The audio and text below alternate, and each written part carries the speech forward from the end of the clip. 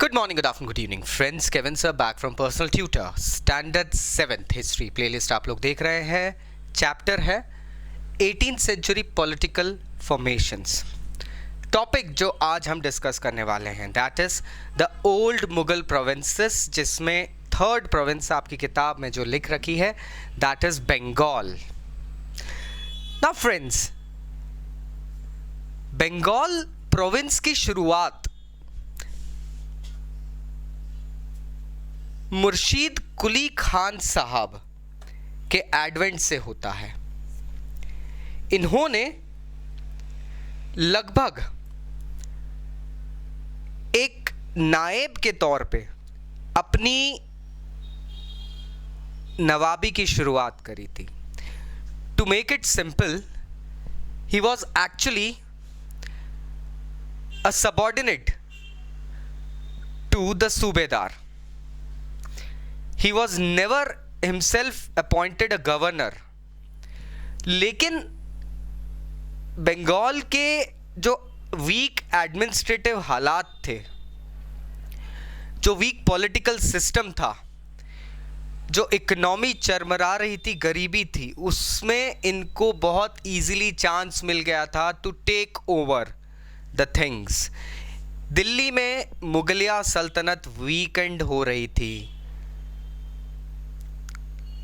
The chairs were being swiped out. इसको कह सकते हैं they were losing their grounds. मुगलिया सल्तनत धीरे धीरे ख़त्म हो रही थी. उनके द्वारा दी गई ज़मीनों पे जागीरदार, अपने मनसबदार, सूबेदार अपने हक जता रहे थे.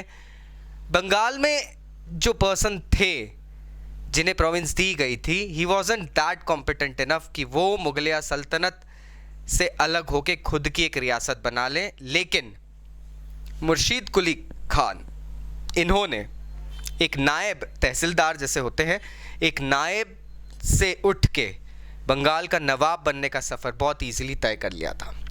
इन्होंने सबसे पहले आते से क्या करा है, the most important steps that he took was to disseminate the Mughal presence in the province. इन्होंने मुगल या सल्तनत के जितने भी ऑफिशियल्स थे, या जागीरदार कहते हैं, उनको ट्रांसफ़र कर दिया उड़ीसा. और बंगाल का जो एरिया था इन्होंने खुद अपने अंडर में ले लिया. इन्होंने खुद अपने लोग वहाँ बैठा दिए. जो मुगल बादशाह या मुगल एम्पायर से जो ऑफिशियल्स आते थे यहाँ पे चेक रखने के लिए, टैक्स कलेक्शन के लिए, उन लोगों को तो ट्रांसफ़र कर दिया आपने. अब सारी जगह आपकी है. It's just like a cherry in the pudding. Revenue system का इन्होंने एक टोटल रीअसेसमेंट करवाया. बंगाल का रेवेन्यू सिस्टम पूरा बदल दिया गया. अब जमींदारों को, पेजेंट्स को जो रेवेन्यू था वो कैश में देना था. और ये चीज़ बहुत ही स्ट्रिक्ट मेजर में बता दी गई थी कि बहुत ही स्ट्रिक्टली कैश हम कलेक्ट करेंगे. दोस्तों, इससे हुआ ये कि ऑलरेडी एक पुअर, एक गरीब इलाके में अगर आप स्ट्रिक्ट रिजाइम लगा दे कैश कलेक्शन की, टैक्स कलेक्शन की, ज़मींदारों को बोले कि नहीं टैक्स देना ही पड़ेगा, और एल्स उन लोगों की ज़मीनें कॉन्फिस्केट हो रही थी, उनकी ज़मींदारी छीनी जा रही थी. बहुत सारे ज़मींदार्स को इसमें सफोकेशन फील होने लगा था.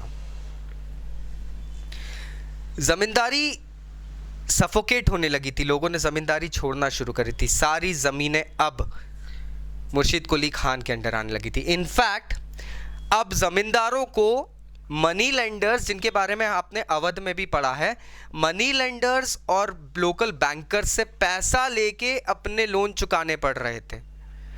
तो इन ऑल हो क्या रहा है, ये मनी लेंडर्स और बैंकर्स बहुत ही इंपॉर्टेंस गेन कर रहे हैं, ताकतवर बन रहे हैं. मनी लेंडर्स और बैंकर्स करते क्या थे, ज़मीन के बदले आपको पैसा देते थे, कागजात रखवा लेते थे. अब आप पैसा अगर नहीं दे पाओगे तो ज़मीन मनी लेंडर की हो गई. इससे हो ये रहा था कि मनी लेंडर्स बहुत रिच हुए जा रहे थे. 1740 से 56 के बीच में बंगाल पे अली वर्दी खान साहब ने रूल करा था. इस टाइम पे एक बैंकिंग हाउस जिसे जगत सेठ कहते हैं, आज भी बंगाल में जगत सेठ के काफ़ी लाइक ब्रांचेस हैं. जगत सेठ banking house became one of the most prosperous banking house in India. पूरे भारत में इनकी तूती बोलने लग गई थी। सो हम देख रहे हैं कि सिस्टम पूरा बदल गया है। अब मुगलिया सल्तनत कहाँ गई, नोबडी नोज। इन तीनों स्टेट्स में अगर हम बात करते हैं ओल्ड मुगल प्रोविंसेस की, अवध, हैदराबाद और बंगाल, तीनों स्टेट्स में एक कॉमन फीचर देखने के लिए मिलता है। मुगलिया सल्तनत से अलग होके कुछ सिस्टम बदलने में एक कॉमननेस दिखती है। पहली कॉमननेस ये थी कि इन स्टेट्स को मुगल नोबल्स ने ही गवर्न करा था, लेकिन ये वो नोबल्स थे जिनको मुगलिया सल्तनत द्वारा सेट जो जागीरदारी सिस्टम था उस पे शक था।